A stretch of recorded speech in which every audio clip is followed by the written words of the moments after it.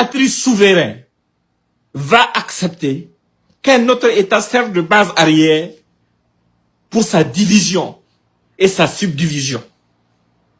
Non content de ça, à cette époque, Iyad était en France. Ils ont renvoyé Iyad pour venir créer une soi-disant rébellion, montrer les ethnies les unes contre les autres, afin de pouvoir nous détruire. Mais l'élimination du peuple noir au sud du Sahara n'a pas commencé aujourd'hui. Aujourd'hui, Macron a donné un exemple concret. Quand il parlait dans son discours, il a fait mention de la population de l'Europe comme prétexte pour justifier le fait qu'il soit une puissance. Mais pourquoi ils ont passé des décennies à financer les contraceptions chez nous, à nous demander de limiter les naissances? Pourquoi ils ont passé le temps à faire ça chez nous? Sommes-nous pas des hommes? Sommes-nous pas suffisamment conscients ou responsables pour pouvoir nous autodéterminer et savoir le chemin que nous devons emprunter ou savoir ce qui est bon pour nous? Aujourd'hui, ils disent qu'ils ne peuvent pas sous-traiter leur sécurité à l'Amérique. D'accord. Mais pourquoi ils invitaient, ils recevaient, ils convoquaient même les chefs d'État de la bande sahélo-saharienne à Paris pour discuter de notre sécurité, de notre avenir? Pourquoi aujourd'hui il veut utiliser Abidjan pour déstabiliser les États qui ont dit non, il faut que ça s'arrête. Nous pouvons nous autodéterminer, nous pouvons trouver notre chemin. Pourquoi ça doit vous étonner? Ça ne doit pas vous étonner. Parce que ce n'est pas une France différente, c'est la même France qui, pendant qu'elle gardait nos parents sous la colonisation, embastillait d'autres de force pour aller l'aider à combattre l'Allemagne nazie pour elle se libérer. Nous n'avons pas de conscience ou quoi?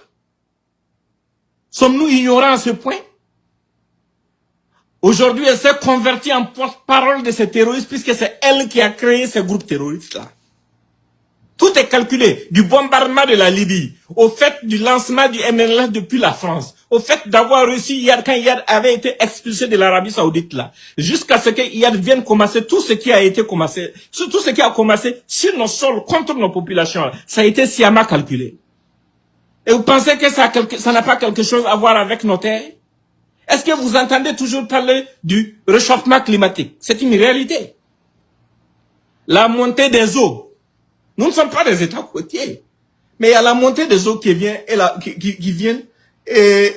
la fonte des glaces. Quand ça va arriver là, les seules terres vivables là, ça va être nos terres. Nos terres arides du Sahel et du Sahara là. Ça va être les seules terres vivables sur cette terre, à proximité de l'Europe. Donc ils sont en train de préparer le terrain de demain pour leurs enfants et leurs petits-enfants. Et qu'est-ce qu'ils font? Ils utilisent nous-mêmes, ils nous utilisent nous-mêmes les uns contre les autres pour qu'on se massacre, pour qu'on s'entretue. Pour quelle cause? Pour des causes insensées. Et il y a la perfidie de cette France qui touche même à ses alliés les plus sincères. Vous pouvez avoir votre opinion quand on parle d'Israël et de Palestine. Je vais vous dire quelque chose. Ça, c'est l'opinion de tout un chacun. Mais je ne veux pas que les gens mélangent les choses.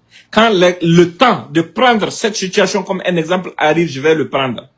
Mais ça ne nous regarde pas. C'est pas notre guerre. Je vais vous le dire clairement. Parce que beaucoup de gens sont embobinés pour, on leur dit non, parce que tu es chrétien, tu dois soutenir Israël, ou bien parce que tu es musulman, tu dois soutenir la Palestine. Non! Ça veut dire quoi? Vous parlez de quoi? Les Iyad Aghali s'étaient enrôlés au Liban pour combattre Israël contre la Palestine. C'est pas les mêmes Iyad là qui sont venus, qui sont en train d'endeuiller nos familles. Ils ne sont pas allés les soutenir parce qu'ils étaient des musulmans, mais c'est parce qu'ils avaient la même couleur de peau. C'était une intervention purement communautaire. Tous les Arabes ne sont pas musulmans. Et tous les musulmans ne sont pas arabes.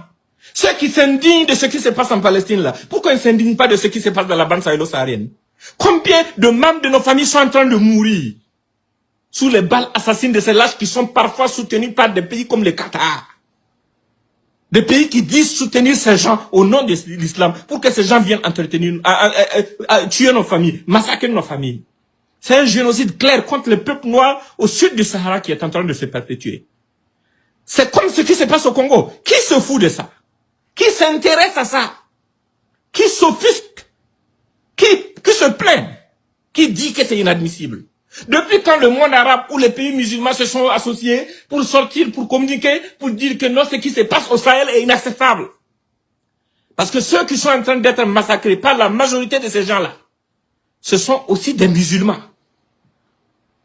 Et pourquoi leur sort ne les intéresse pas? Donc, pour cette raison, personne ne va me mettre dans le jeu d'un soutien hypocrite à la Palestine. Jamais.